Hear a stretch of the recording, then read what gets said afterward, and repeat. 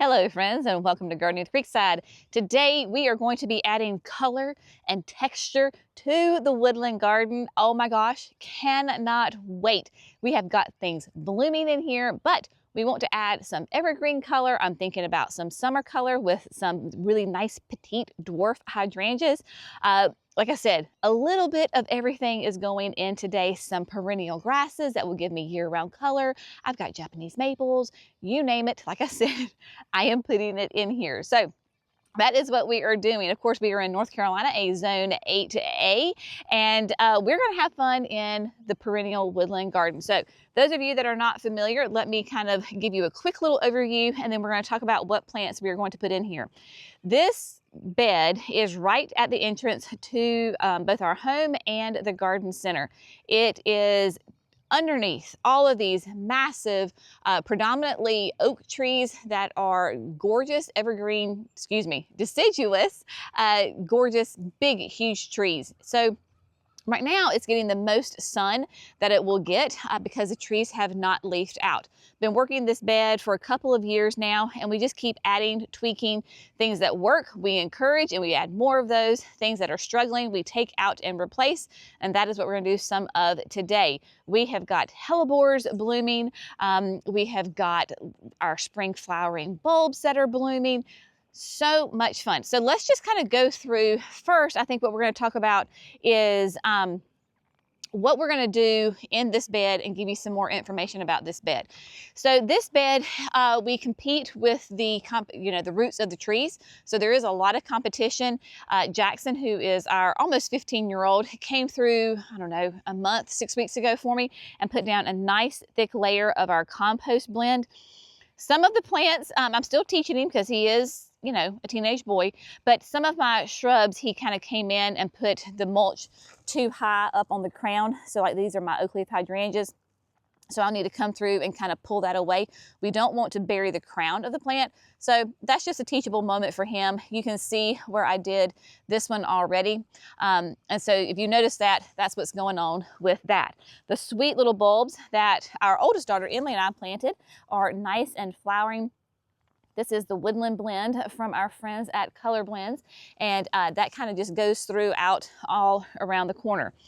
So what we're going to add is basically there are some shrubs in here that are just not performing well because of the root competition. It is on irrigation, so we have drip irrigation going through there. And part of this bed will get like morning sun, a little bit, mostly is filtered sun. The very back against the fence is in deep shade. And then portions of it, like this front portion right here, get a lot of hot afternoon sun because west is just right here. So that sun shines in and gives them a lot of big sun right there. So what I know that I definitely can do is replace the shrubs that are not doing well. They've been in here for a couple of years.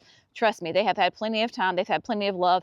They're just not thriving, and they're not even really growing. So they're coming out.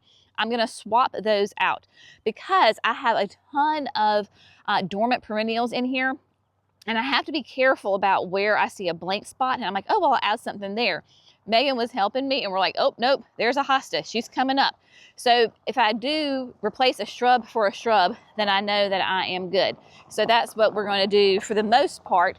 And then there's only one area that's right here that I'm going to be adding a Japanese maple. We're going to add the green filigree right here. And this is the perfect example of like what I'm talking about. So the green filigree is going to go right here between two camellias. I've got one here and then just one right off to my side. I was going to put it a little bit forward, and then Megan was like, oh no, Mama, there's a sign, there's a diamond lake. So I have my little signs here. And then sure enough, we were coming in here, and this one's not really kind of coming up yet, but I can feel it right here. So what we're going to do is we're going to put green filigree right behind it because the green filigree does really well in a cool, shady area, and then having a hosta come up underneath it will be perfect. We're going to put in, this is a mock orange, does not do well. It has shrunk in size since it has been here. We really are just too hot and humid for it. So it is going to come out, and then we're going to take the Everbillow grasses and replace it and do, so we'll have a nice big clump. I'll go ahead and put 3 in there, but I'm gonna spread them out, but they're gonna go right here in this area. And then talking about the hellebores, it is most definitely hellebore season here in North Carolina. Added these last year, and oh my gosh, y'all, they are doing great. They are just doing wonderful. So sweet, lots of pop of color right here. Now what we're going to do is come back through here, because I also have another one of those mock oranges right here. We're going to go ahead and replace it with the pink frost Elysium. And I have one actually just right on the other side of the fence that is doing well. It took a little bit of a hit in the wintertime, but it is doing nice. It is definitely a shade-loving shrub. It is gorgeous, and it is evergreen with that nice variegation on the leaves. So this will be something nice to add here in the back, because even my traditional old-timey azaleas are a little bit on the struggle bus. So this will be nice to give us a nice kind of pop of height and color right here. So if you're interested in that pink frost Elysium, it is, let me give you all the details on it. It will get 6 to 10 feet tall and wide in that shade area. Hardiness zones is 7 to 9, and it has a nice little sweet smell like Elysiums do. The description on the first editions, it says it smells like a gin and tonic. And when you get in there and smell it, it actually does. It's kind of very interesting. So there you go on that. We're also going to be adding in some just regular plain cast iron plants, Aspidistra. Aspidistra is a lovely way to add evergreen structure to your dry shade garden that is going to give you that year-round interest. So we're going to put them in kind of groups. These are slow growing, so if you can clump them, then that is always very helpful. This can be a 3 by 3. So we're just going to kind of work around the roots because we're right here off to the side of a tree. So we're going to try to go around the roots and plant those in there. Update on my pieris. You were with me when we planted these.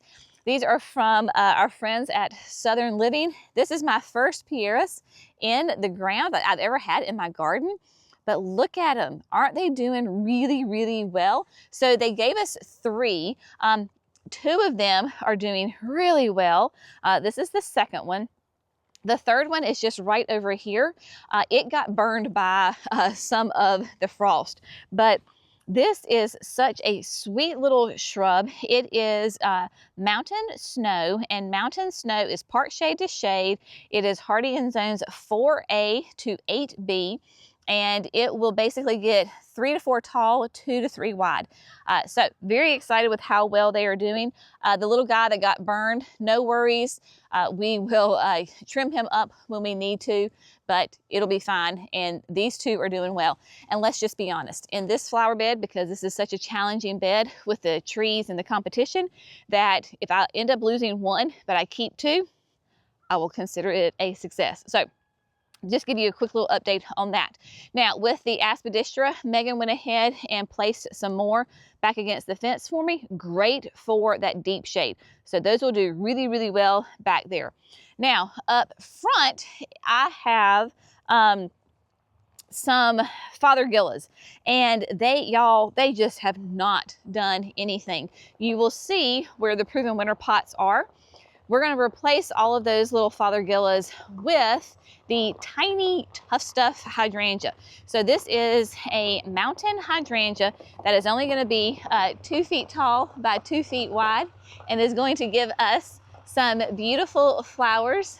Sweet thing here was went to Lowe's to go get some plumbing supplies, irrigation supplies for the new shrub lot. So he came by to say, hey, he's actually in a real truck and not his machine.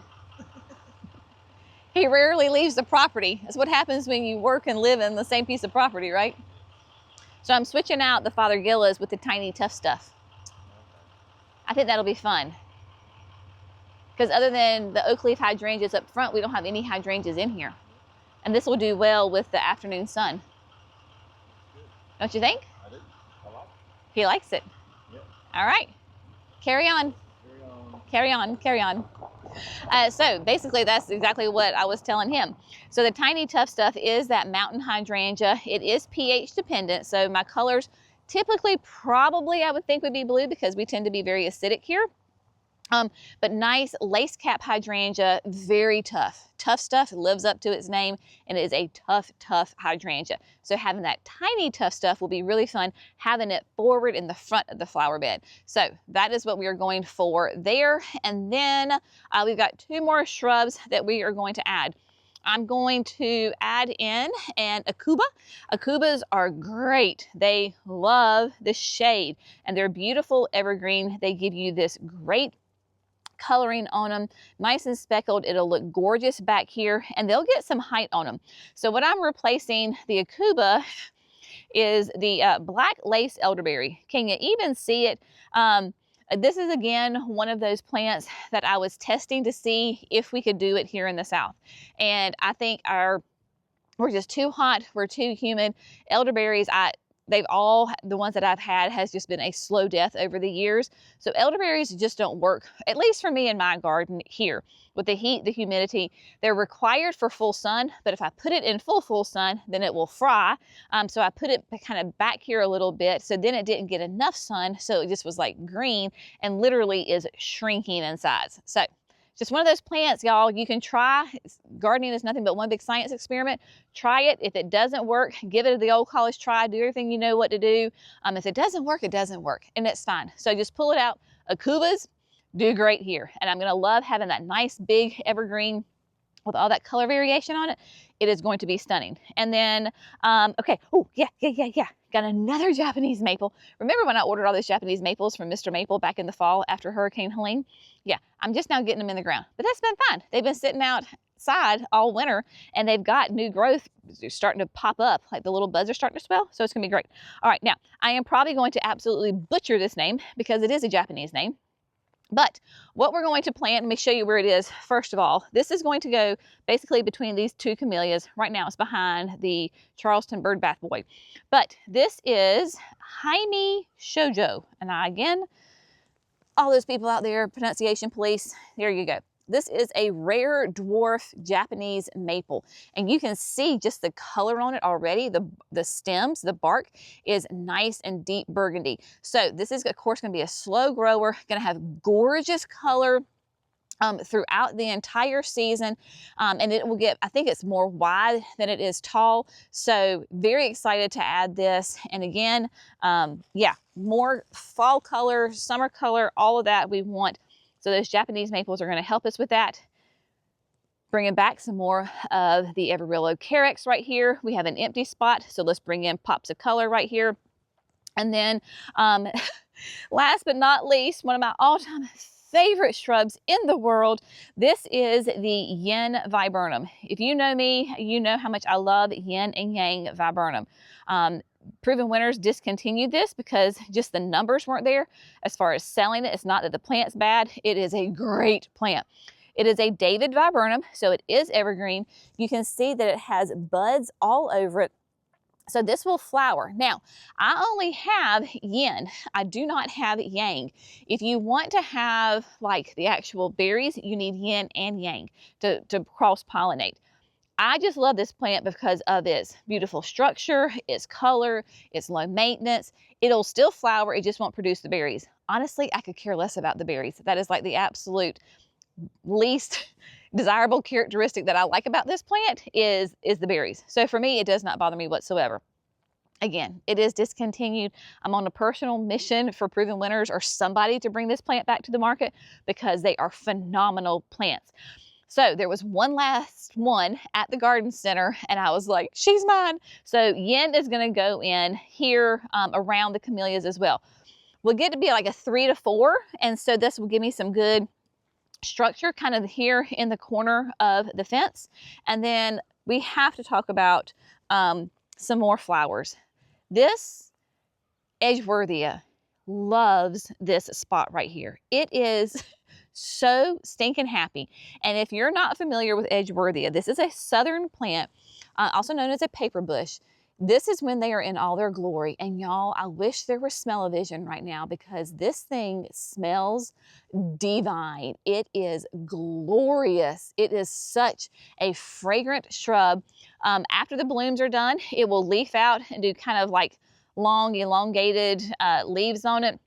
green. Basically, that's it. What you're planting this for is right now, this time of year, with those beautiful fragrant flowers. And then look at my sweet little paper whites. They are blooming as well. So we've got the paper whites in here and they are blooming. Very, very happy. Now, what we're going to do is, one, I actually have a shovel with me today. So we are going to, one, dig out the shrubs that are no-goes. They're out of here, so that way we can put in the new guys. So I have my shovel, and then of course I have my power planter auger. I have, it's kind of hidden right now below my fertilizers. This is the Jenny's Edition. This is the 9-inch. I will definitely need this because it has the heavy duty tip on it, and this can be very, very compacted soil with roots and rocks. So I have that, and then of course I will use the biotone. Once we're all said and done, the hollytone and the plant tone are for those plants that are existing. So this is going to be the sweat and tears of the project. It's going to take me a little while to get it done, but we're just going to dig the holes. Every hole gets biotone, put the plant in, bring all that beautiful compost that we have in there all around it, and then there you go. So without further ado, we're just going to get to work.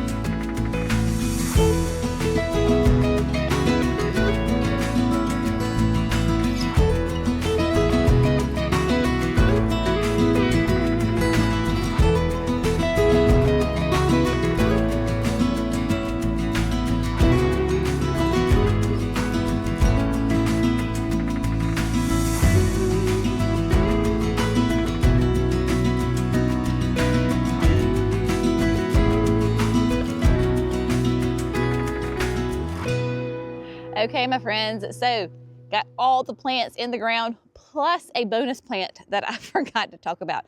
She was hidden around the corner at the garage, and I remembered, so she's in the ground too. So we're gonna walk through, show you everything that is in the ground. Feeling really, really good about this space.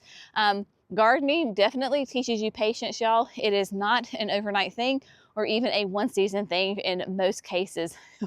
We work these gardens for years and years and years, and some things will take and thrive, and we lean into that, and other things we try and we experiment. Sometimes those experiments are great. They are great successes, and sometimes they just go.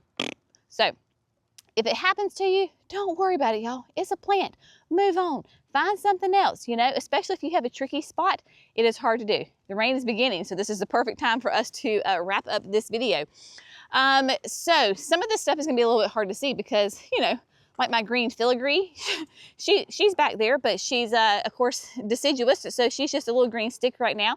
But what is not is that beautiful Everillo Carex. Nice pop of bright chartreuse green. I love it. So right here are my little Oakland hollies. These are ruby slippers. And these are going to be absolutely gorgeous next to that Carex because you have those bright color contrast with the foliage. Then we've got some eucharis down here. This may be wildberry. They are looking rough after the winter we have had. We'll see if they bounce back. but a nice, really pretty color combination right here. It's going to be fantastic. Moving on around, let me show you the bonus plant. Can you spot the bonus plant? Yes, my friends, I grabbed a white water acanthus from that delivery we got not too long ago at the garden center, and she is right here.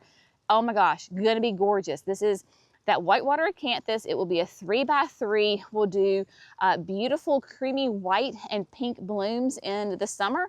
It's a vigorous grower, but not an invasive like spread or anything. It's just a fast grower. So it's gonna be really fun to have that nice pop of color right there. And it's going to be gorgeous.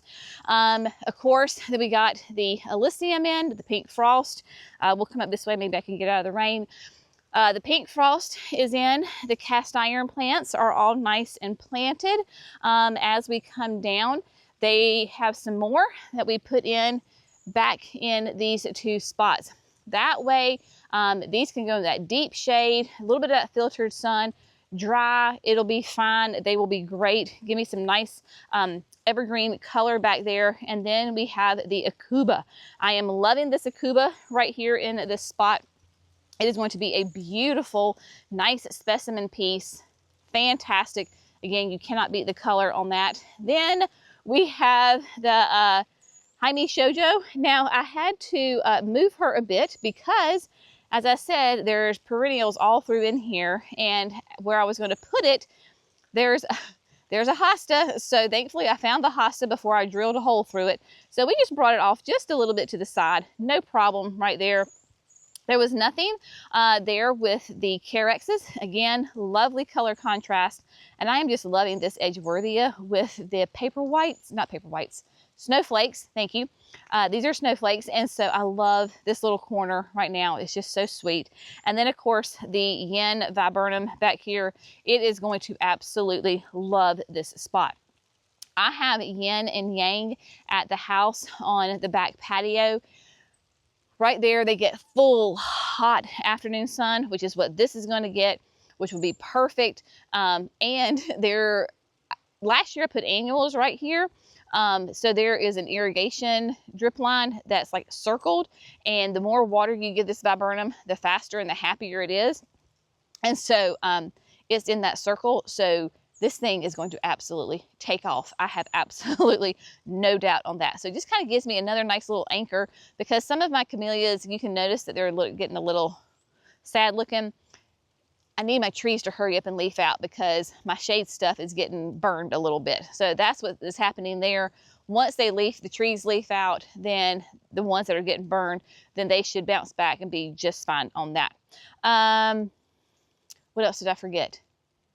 I think that's it. I think that's all that we planted. And I say all that I planted. It seemed like a whole lot more. I went through it pretty fast on that one. I guess the rain will make me hurry up. So as far as what do I do now? Oh, the hydrangeas. Yeah. So we added the 3 hydrangeas. They're little sticks right now, so that's one reason why I kind of missed them. But if you come back and you look at the whole bed, so our customers, without trying to make you too dizzy here, so they come in, obviously they come in this way, so they really see that little corner first, and then of course the sign bed, and then they come down, right, and then they go down to the nursery. So think of it in reverse. When they come back and they're leaving, then they can really see this bed in all of its fullness and its glory. So the idea is having those hydrangeas, because like I was telling Jerry, the only hydrangeas I currently have are the ruby slippers up here at the top, and there's no more hydrangeas in here. So we have got 1, 2, and then 3 of the tiny tough stuff. So having those 3 kind of spread out will make your eye, it'll draw your eye and you'll see other things. So that's kind of the idea there. And then of course filling in the hole with the Japanese maple, really beautiful color on that. So I really have high expectations that this is going to look even better this year, right? Every year it gets better and better. There are like a ton of dormant hostas in there. So that is one reason why I've lessons, experience has taught me, don't just go willy-nilly drilling in there when you see there's an empty hole. Well, there could be a plant right there, and normally there is.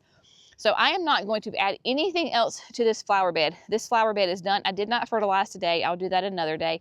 And so I'm not going to add anything to this bed until all those dormant perennials come up. Last year I was able to put, the past couple of years ever since we've done this, we've put annuals in here. But the beautiful thing about adding more shrubs and perennials is that's less annuals. So heaven knows we've got enough annuals going on this property. So if I can do less annuals right in here, then that would be fantastic. So I will just wait until everything emerges, everything's nice and full, and then I will assess, do I have pockets for annuals? Does it make sense? Do I want to add any? And then if I do, then I obviously can go and add some. But I feel fantastic to get this done today, and the rain is here, so that's the perfect timing for these babies to get nice and smushed down into the ground with that lovely water. As always, if you have found this fun, informative, and inspirational, please like and subscribe. We would love for you to join the Garden with Creekside community. As always, we appreciate you. Y'all see you in the next video. Bye, friends.